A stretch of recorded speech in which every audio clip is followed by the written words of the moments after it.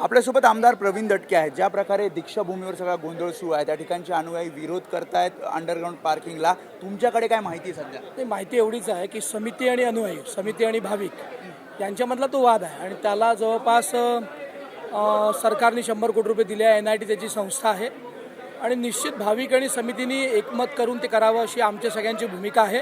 आमचे नेते, माननीय उपमुख्यमंत्री, पालकमंत्री त्या बाबतीत म्हणतील आणि भाविकांची जर म्हणणं असेल की चर्चेनंतर हे बांधकाम सुरू केलं थांबवा, तर आम्ही पण आमचे नेते मान्य देवेंद्रजींना विनंती करू की त्यांची आपसात चर्चा घडवावी आणि चर्चेअंती मग त्याच्यावर निर्णय. आधी चर्चा झाली नव्हती ज्या प्रकारे अशा प्रकारे काम. माझी अशी माहिती आहे की समिती आणि त्यांच्यात एक वेळा दोन वेळा काहीतरी चर्चा झाली होती. समिती आणि अनुयायांची चर्चा झाली होती कारण तो समितीचा प्रकल्प आहे. समितीने मागणी केली म्हणून तो प्रकल्प होतोय. त्यामुळे त्याच्यामध्ये सरकारची भूमिका फक्त एक एजन्सी म्हणून आहे.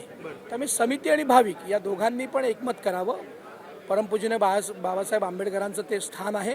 त्यामुळे तिथे असं उचित नाही. त्यामुळे समिती आणि समाजाने, समिती आणि भाविकांनी, समिती आणि अनुयायांनी एकमत करून मार्ग काढावा आणि तोपर्यंत समजा त्या बांधकामाला स्थगिती मागायची असेल, काय मागायची असेल तर रितसर मार्गाने मागावी अशी मला वाटतं. ज्या प्रकारे गोंधळ आता होतोय, तुम्ही त्या ठिकाणी तो गोंधळ उचित नाही असं माझं वैयक्तिक मत आहे. तुम्ही फडणवीसांशी बोलणं झालंय? माननीय देवेंद्रजींना सगळे नागपूरच्या सगळ्या लोकांनी बोललं आणि मला वाटतं निश्चित उचित निर्णय होईल. पण सध्या जे वातावरण आहे त्यावर तुम्ही आता तिथे काय आव्हान? मला असं माझं आव्हान आहे सगळ्या भाविकांना की ती परमपूजनीय बाबासाहेब आंबेडकरांची भूमी आहे, नागपूर त्यांची भूमी आहे. त्यामुळे तिथे असं गालबोट लागू नये अशीच माझी त्यांना विनंती. शेवटचा प्रश्न, समितीने मान्य केलं होतं तिथे बांधकाम बाबा, अंडरग्राऊंड पार्किंग बाबा, समितीच्या बांधकाम मान्यतेशिवाय तिथे कोणी हातही लावू शकत नाही कारण ते समितीचा भाग आहे.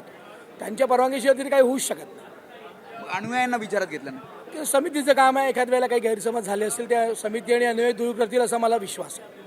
त्यामुळे होते प्रवीण दटके त्यांनी सांगितलं की समिती आणि अनुयायी यांच्याशी चर्चा केली जाईल आणि अनुयायांच्या बाजूने आम्ही पूर्णपणे आहोत आणि देवेंद्र फडणवीसांनी सुद्धा त्यांनी चर्चा केलेली आहे आणि शांततेचं आव्हान ते करताना पाहायला मिळतात. कॅमेरामॅन कृष्णा खापरेसह मी वेदांत नेब, ABP माझा, मुंबई.